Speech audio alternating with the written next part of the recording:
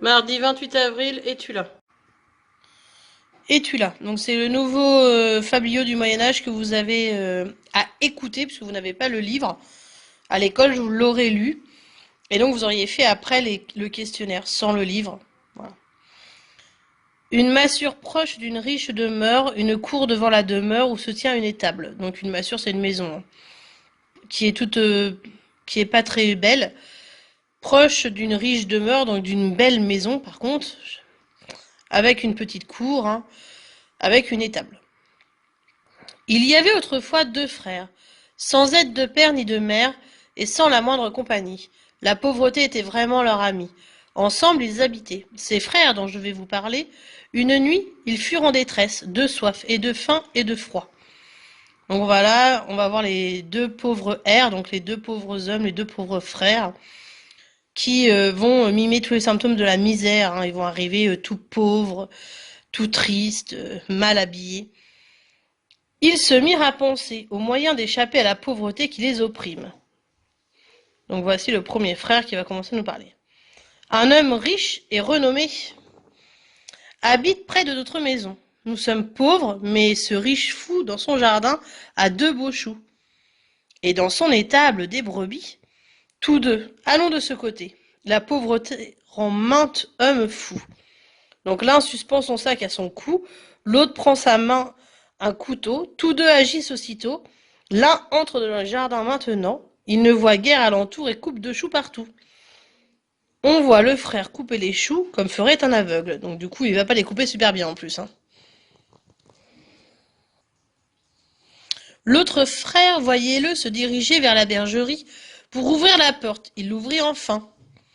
Puis, sans attendre, trouve le plus gras mouton. Entendez-le. Mais déjà, bien qu'on ne bouge pas encore, dans la maison on a entendu la porte de l'étable quand il l'a ouverte. Le maître, donc, de la maison, le riche, hein, qui va appeler son fils. Va voir dans le jardin s'il n'y a rien, sinon fais sortir le chien. Sachez ceci, le chien s'appelait Étula. Prononcé donc Étula, hein, il s'appelle Étula le chien. Par chance, cette nuit, il n'est pas dans le jardin. Donc le fils tend l'oreille après avoir ouvert la porte du jardin. Es-tu là? Es-tu là? Le frère qui est dans l'étable. Eh oui, je suis là. Or, voyez la malice du destin. La nuit était fort obscure, si bien que le fils ne put apercevoir celui qui avait répondu. En son âme, il croit bien que celui qui répond, c'est le chien. Donc le fils qui retourne au logis, tremblant de peur, parce qu'il est persuadé que le chien vient de lui répondre. Qu'as-tu, mon gars, à trembler ainsi? Seigneur, par la foi que je dois à ma mère, Étula vient de me parler. Qui? Notre chien? Oui, par ma foi. Et si l'on ne me croit, appelez-le tout de suite et parlez-lui. Donc le maître, qui va sortir dans la cour, es-tu là? Es-tu là? Dans l'étable? Mais oui, je suis là, je suis là. Par tous les saints et les saintes, j'ai oui quelque chose de miraculeux, mon fils. Comme jamais je n'en avais entendu. Va voir le curé tout de suite, conte-lui cette merveille, Amène-le et dis-lui d'apporter avec lui l'étole et l'eau bénite. Le fils se dépêche tant qu'il peut et arrive au logis du religieux. Monsieur, venez chez nous, mettez l'étole au cou, pour écouter quelque chose de merveilleux, comme vous n'avez jamais ouï sous les cieux. Qu'est-ce ceci, tu es fou? De me vouloir faire sortir ainsi, je suis nu-pied. Je ne puis y aller. On est quand même en plein milieu de la nuit, hein. Il faut bien s'imaginer. Le fils qui réveille le prêtre, hein, qui n'est encore donc pas habillé, qui lui dit, vas-y, on y va, on va à la maison, j'ai quelque chose à te montrer, c'est extraordinaire. Si vous pourrez, car je vous porterai. Le prêtre monte sur les épaules de l'autre, et les voici qui se mettent en route. Ils descendent par le sentier même qu'avaient suivi d'aventure les frères en quête de nourriture. Celui qui cueillait les choux voit les silhouettes et croit tout à coup que c'est son compagnon, rapportant sur son dos un mouton. Le frère qui est dans le jardin, alors tu le ramènes? Le fils qui croyait entendre son père, oui, par ma foi. Le frère, donc, alors jette-le ici, tout de suite, mon couteau bien affilé coupera vite. Je l'ai fait affûter hier à la forge, j'aurais tôt fait de lui couper la gorge. Le prêtre, qui vient d'entendre ça, sautant des épaules de son porteur. Qu'est-ce à dire? On m'a trahi. et il s'enfuit très apeuré, laissant à un pieu sa chemise accrochée. Donc le voilà tout nu dans la plaine en train de courir pour rentrer chez lui, avec sa chemise qui est accrochée à un poteau de barrière. Celui qui avait cueilli les choux ne fut pas moins ébahi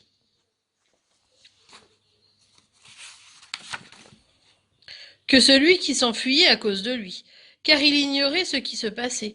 Aussi s'en alla-t-il prendre ce qui tout blanc pendait au pieu.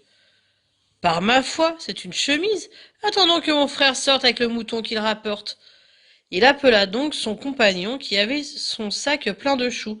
Tous deux rentrent dans leur maison, montrant son butin. Tiens, voici ce dont je me suis emparé. Mais c'est une chemise, un peu déchirée. Ils se mettent à rire, et rire longtemps, car ils n'avaient pas ri depuis un trop longtemps. Tel qui rit le matin, le soir pleurera, et tel qui le soir est fâché, au matin est joyeux et gai. Donc voici nos deux frères qui reviennent avec des choux. Et du coup, c'est un système de quiproquo, hein. Chacun croit qu'il parle à un autre.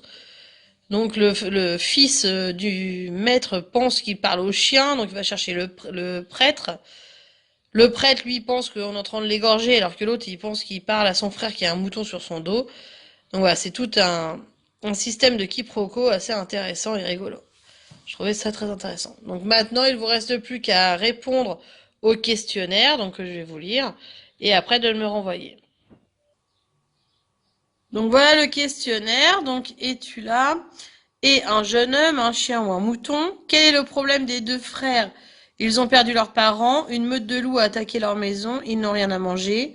Que décident de faire les deux frères? De voler pour manger, de mourir de faim, de s'entre-dévorer.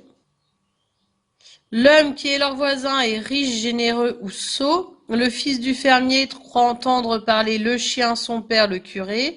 Le fils du fermier est intelligent, courageux ou stupide. Que signifie être ébahi, donc en colère, étonné, effrayé? Le prêtre accepte de venir tout de suite, était déjà en route, refuse d'abord de venir. Le prêtre vient à pied, à cheval sur le dos de quelqu'un. La forme blanche du prêtre ressemble à un nuage, à un mouton, à un ange.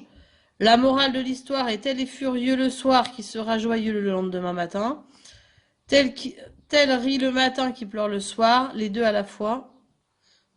L'erreur qui consiste à prendre une personne ou une chose pour une autre chose est un quiproquo, une astuce ou une confusion. Donc voilà cette histoire, les Fabliaux, on en a fini. On passera donc à une histoire totalement différente après. Merci.